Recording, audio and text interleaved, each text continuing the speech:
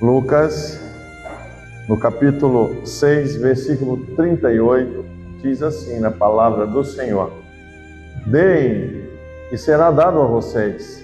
Uma boa medida, calcada, sacudida e transbordante será dada a vocês. Pois a medida com que medirem será usada como medida para vocês. O sábio Salomão escreveu sobre o valor real da prosperidade na vida do cristão. Lá em Provérbios ainda, no capítulo 10, versículo 22, diz assim também a palavra do Senhor: a bênção do Senhor traz riqueza e não inclui dor alguma. Esse texto nos revela e destaca que a riqueza verdadeira e a prosperidade real advém das bênçãos do Senhor. E esta é a maior riqueza que podemos desfrutar nessa terra. A prosperidade bíblica, queridos, traz a bênção que não vem com preocupações e não vem com tristezas. Ela é real, ela é tranquila. Que muitas vezes essas riquezas que não vêm do trono da graça, elas são adquiridas para acumular, para buscar a sua satisfação pessoal, e muitas vezes é por meio de dificuldades ilícitos ou egoísta. A bênção do Senhor, ela traz amor, paz, serenidade e tranquilidade. Na primeira semana, vimos a palavra que falava sobre um coração rendido para uma vida sem estresse. Nós aprendemos sobre isso. Na segunda semana, nós vimos que a fé em Deus e a sábia administração acumulam riquezas dentro da nossa vida. Na semana passada, na terceira mensagem, nós vimos que os primeiros frutos e o impacto da gratidão. Essas três mensagens, se você não esteve aqui, queira rever, queira ver, está lá na página do canal da igreja no YouTube. São 30 minutinhos, só separei só mesmo a mensagem, dá para você ouvir desde a primeira. Se você ainda não é inscrito no canal da igreja, vai lá, se inscreve, assina lá, toca no sininho para você receber as notificações, que a gente vai estar sempre mandando as mensagens, pelo menos nesse primeiro momento de domingo. Esse foi quando nós decidimos voltar a publicar os vídeos dentro desses 40 dias de prosperidade bíblica. Hoje nós vamos falar sobre liberdade espiritual e famílias abençoadas. Mateus 6, 24, a Bíblia diz o seguinte, Mateus 6, versículo 24. Ele fala assim: ninguém pode servir a dois senhores, pois odiará um e amará o outro, ou se dedicará a um e desprezará o outro. Vocês não podem servir a Deus e ao dinheiro. Queridos, como temos visto ao longo dessa caminhada da vida biblicamente próspera, dessa campanha, é desejo de Deus que os seus filhos desfrutem de uma vida plena, de prosperidade plena, integral, dessa liberalidade, dessa liberdade. E a verdadeira prosperidade bíblica, ela é integral, é em todas as áreas de nossa vida. Não é somente na parte financeira. Muita gente está correndo atrás do dinheiro, corre atrás do dinheiro e esquece da sua vida pessoal com Deus, do seu cônjuge, dos seus filhos, da sua vida até, do seu devocional com Deus. Então, prosperidade realmente é quando temos aquela vida abundante que o Senhor Jesus prometeu para cada um de nós. Isso nos coloca na contramão do mundo terreno, na qual a busca pela prosperidade sem Deus resulta em escravidão, medo e destruição. Quantos casamentos foram destruídos? Quantas vidas estão vazias, sem Deus, infrutíferas e infelizes? Jesus nos alertou que existe uma disputa por nosso coração entre o verdadeiro e o falso, entre o Deus verdadeiro que é o nosso Deus, Deus de Israel, e Mamon. A palavra Mamon vem do aramaico mamonã, que significa riquezas ou bens materiais. Traduzida para o grego como mamonas, aparece no Novo Testamento, e as regiões da Síria antiga era associada a uma divindade ligada às riquezas. Então, queridos, ao servirmos a Mamon, somos iludidos pela falsa sensação de identidade. Sou definido por minhas posses, pelos meus status na sociedade. A outra falsa identificação é de segurança, porque com o dinheiro, com a posse material, eu tenho controle das minhas finanças, eu tenho controle de muitas coisas. Certa vez chegou um coronel da polícia na minha casa. Casa simples? A minha casa é simples. Ele olhou para mim, olhou para minha casa, olhou para minha família, olhou para minha esposa, minha filha, e disse assim: eu prefiro ter dinheiro do que ter Deus. Eu digo: triste foi a tua escolha. Passou-se alguns meses, um dos filhos que ele tinha adoeceu. Em 60 dias ele estava morto, esse jovem. O dinheiro que ele tinha não pôde salvar a vida do próprio filho. Então, amados, o dinheiro sem Deus é maldição. O Senhor é o Senhor do dinheiro. Também nós vimos aqui uma grande ilusão, é de poder. Eu posso realizar o que eu quiser por meio dos meus esforços, do meu recurso. Esse cidadão simplesmente perdeu o filho, porque ele achou que o dinheiro podia comprar a saúde, e nem sempre isso acontece. Muitas vezes a saúde vem do trono da graça do Senhor. Você lembra de Jó? Jó era um homem próspero, um homem rico, e simplesmente ele perdeu tudo da noite para o dia. Ele só não perdeu a sua comunhão com Deus, ele só não perdeu a fé que ele tinha em Deus, e no final do seu livro ele disse categoricamente: eu te conhecia de ouvir falar, mas agora de contigo andar. E a Bíblia diz que o Senhor restituiu em dobro tudo que Jó tinha. Amados, paremos um pouco e pensemos como temos lidado com a prosperidade em nossas vidas. Será que ela resume a dinheiro ou uma vida plena na presença do Senhor? Eu quero dizer, amados, que apenas em Jesus temos identidade, temos segurança e temos o poder de Deus em nossas vidas. E isso é resultado de não servirmos a Mamon. Quem serve a Mamon vai estar no meio da ansiedade, vivendo através do medo, do descontrole, do vitimismo, da escassez e da avareza. O nosso Deus é maior do que tudo isso. Entre outros males se afetam e ocorrem não apenas a nossa existência individual, mas tudo ao nosso redor, e especialmente a nossa família é afetada. Segundo Fabiano Ribeiro, quando ele escreve o livro Derrotando Mamon, ele diz o seguinte: Mamon é o Deus dos extremos, ele sempre aprisiona tanto o excesso como a falta, e por meio do medo e da insegurança que ele disputa o nosso coração, é em posição ao domínio e à provisão do Senhor Jesus. Eu não sei quantos adquiriram esse livro, nós temos aqui para comercializar. A livraria da igreja tem. Carlito Paz, ele lançou recentemente A Vida Biblicamente Próspera. Ele disse o seguinte no seu livro: não permita que o espírito de confusão invada a sua casa ou a sua jornada, trazendo desentendimentos, ódio e divisão. Quando o amor ao dinheiro domina, a paz se vai e logo surgem os conflitos que destroem relacionamento antes saudáveis. É fato isso na vida das pessoas, amadas. Estudos revelam que as dificuldades financeiras estão entre os maiores fatores que levam ao divórcio. Dificuldade financeira.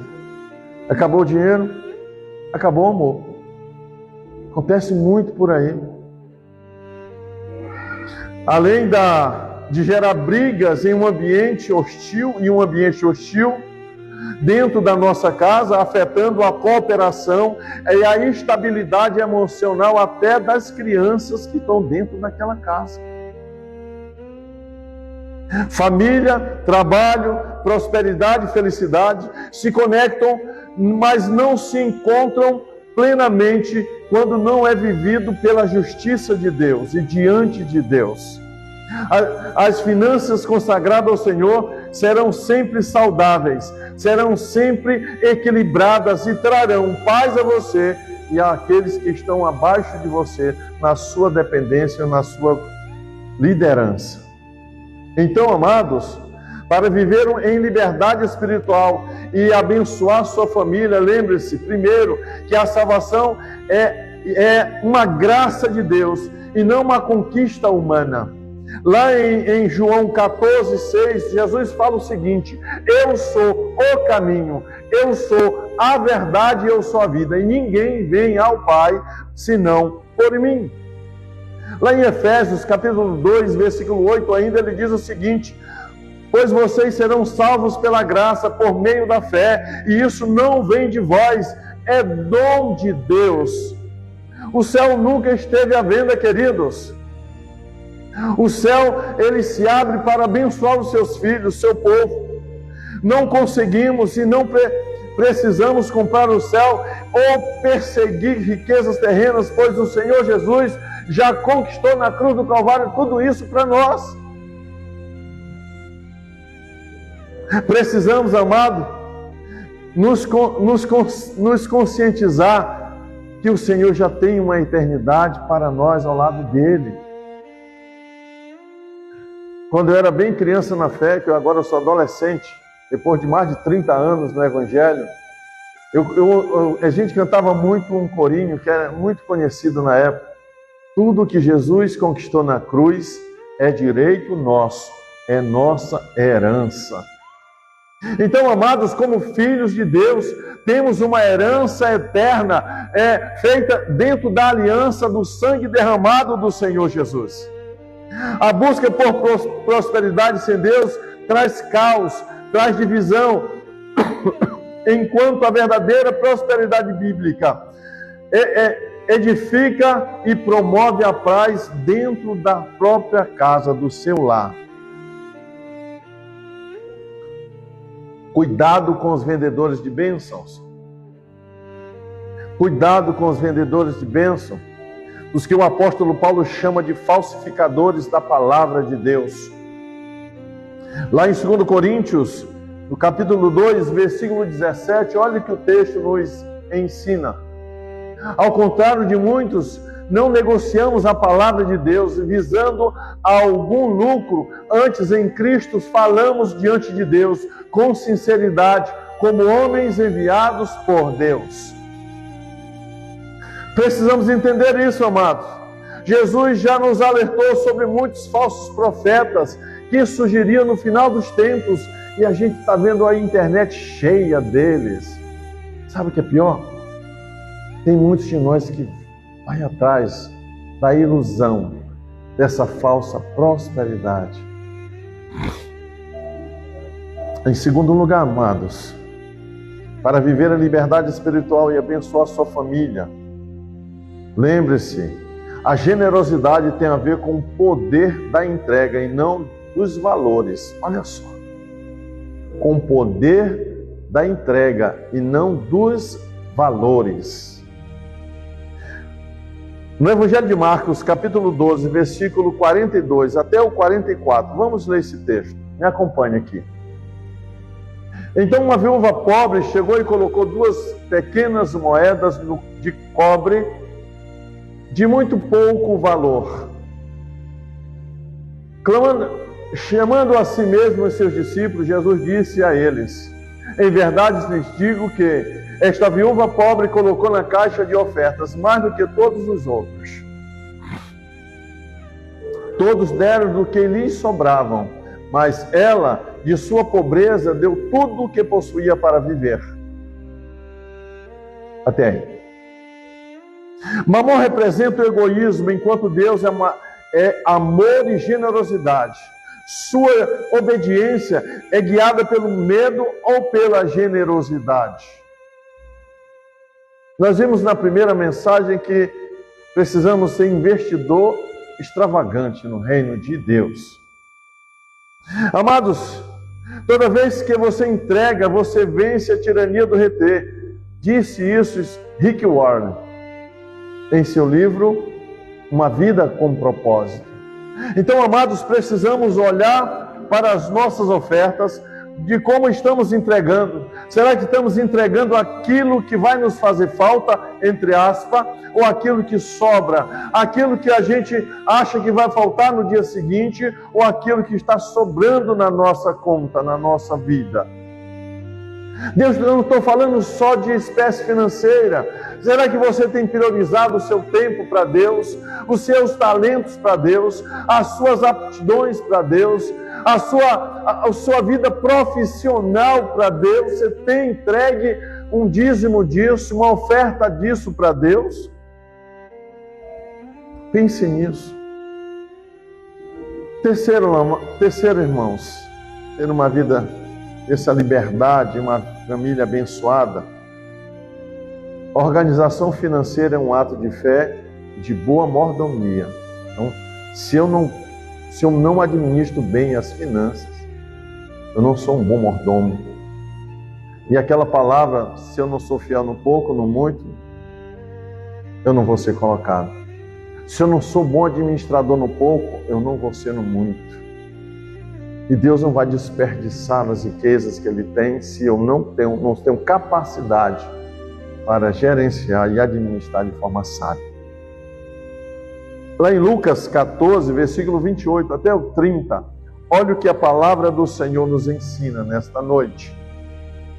Lucas 14, diz assim: qual de vocês, se quiser construir uma torre, não senta primeiro para calcular o preço e verificar se tem dinheiro suficiente para completá-la? Pois, se lançar o alicerce e não for capaz de terminá-la, todos os que virem zombarão dele, dizendo: este homem começou a construir e não foi capaz de terminar.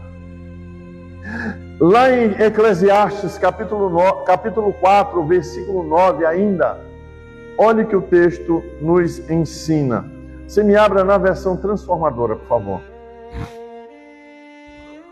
Diz assim: é melhor eles serem dois do que um, pois um ajuda o outro a alcançar o sucesso. Queridos, um casal e uma família que se reúne em oração, abre o coração em transparência e planeja com sabedoria, as finanças deixam de ser um desafio e torna-se um altar de fé ao Senhor. Deixa de ser um peso para ser repartido. Passa a ser um momento de generosidade na presença de Deus, um momento de culto na presença de Deus, um momento onde você vai entregar para o Senhor aquilo que Ele lhe entregou para administrar. Nunca se esqueça de ajudar também os outros, com amor, com sabedoria e com bom senso. Em 1 Timóteo, capítulo 5, versículo 8, é nessa versão mesmo, Tisa, por favor. Diz assim: aqueles que não cuidam dos seus, especialmente da sua própria família, negam a fé e são piores do que os descrentes. Percebe, irmãos? Precisamos entender quem somos no Senhor. Precisamos colocar nossas finanças diante do Senhor todos os dias, administrar com sabedoria. Precisamos entender que tudo que chega às nossas mãos vem do Senhor. Riquezas, forças, vem dele. Poder, vem dele. Autoridade, vem dele. Em quarto lugar, amados, nenhum bem material preenche o vazio do seu coração. Nenhum.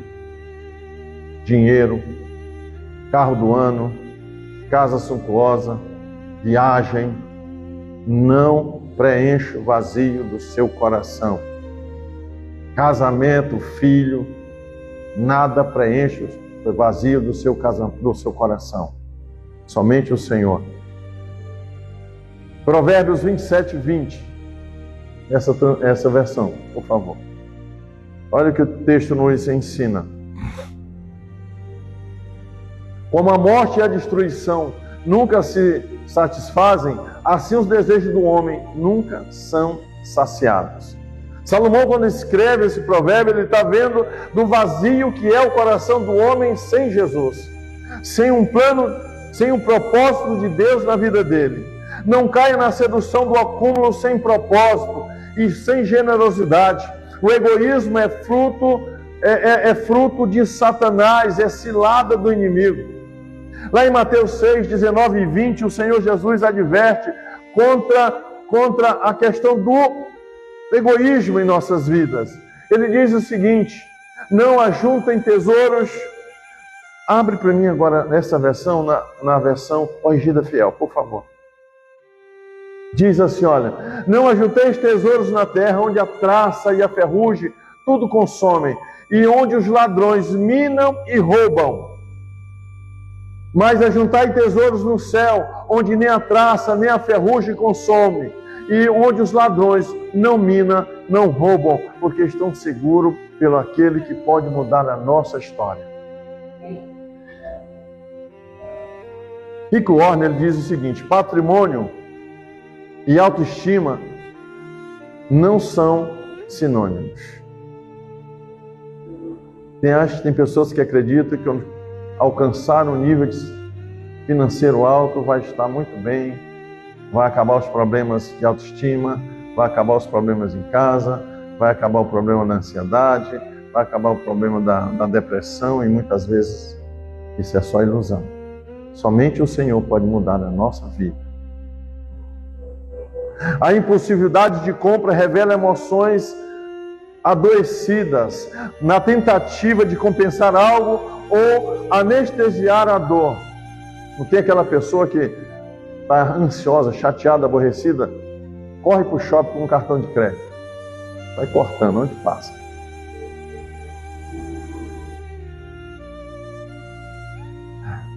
Tem muitas pessoas que fazem isso. No entanto, querido, a satisfação das compras é momentânea, mas a plenitude que encontramos, isso só apenas acontece em Cristo, e essa plenitude dura para todo sempre.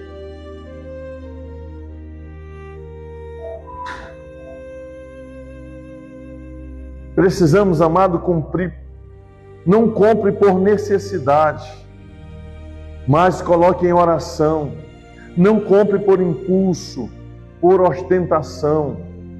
Faça aquela avaliação: você está precisando? Faça as 3 perguntas: vai encaixar no meu orçamento? Estou realmente precisando daquele sapato novo, daquele vestido novo? Queridos, precisamos entender que o Senhor é o Senhor de todas as coisas. Mas, em quinto lugar, amados, princípios de generosidade e fé são transferidos.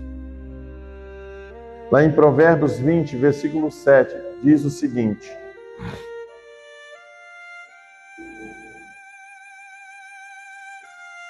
o justo anda na sua sinceridade, bem-aventurados serão os seus filhos depois dele. Presta atenção aí nesse texto. O justo anda na sua sinceridade. Nossos filhos precisam olhar para nós, encontrar sinceridade. Bem-aventurado. O que é bem-aventurado? Feliz. Feliz serão os seus filhos depois dele, e depois dele, e depois dele, até a 3ª, 4ª geração. Mas o Senhor disse que a bênção vai até 1000 gerações, não só a 3ª e 4ª. Então, amados, geralmente filhos generosos têm pais generosos. Filhos avarentos, homens avarentos geram filhos avarentos.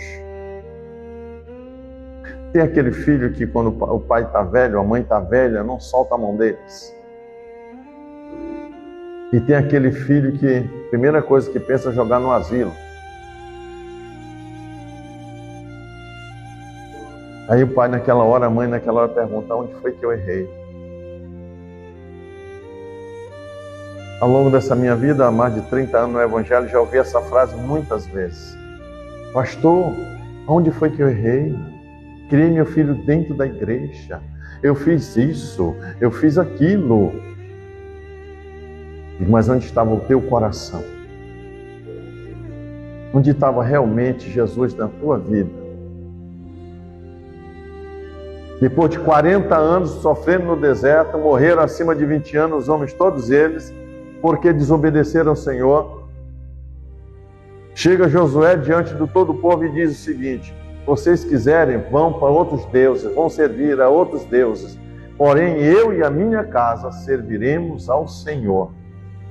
Ele toma uma decisão, ele lidera a sua família, ele como sacerdote da casa, ele lidera a sua família a servir a um Deus verdadeiro, um Deus que não falha, um Deus que muda decretos para abençoar o seu povo. Ah, pastor, mas o meu marido não é sacerdote. Seja você a sacerdotisa da casa. Ganhe seu marido. Vocês lembram que nós aprendemos na sexta-feira? Foi o que Deus falou na sexta-feira? Quando demonstramos integridade e confiança em Deus no nosso dia a dia, deixamos um legado espiritual poderoso para os nossos filhos e para aqueles que estão à nossa volta. Vão lhe conhecer pelo que você era em Cristo Jesus.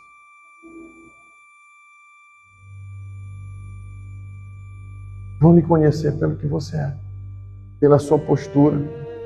Seja um exemplo. Não compre por impulso. Seja fiel administrador dos recursos que o Senhor lhe confiou. Abençoe as pessoas que estão ao seu redor. Suas atitudes são testemunhas vivas para os seus filhos, para aqueles que estão à sua volta.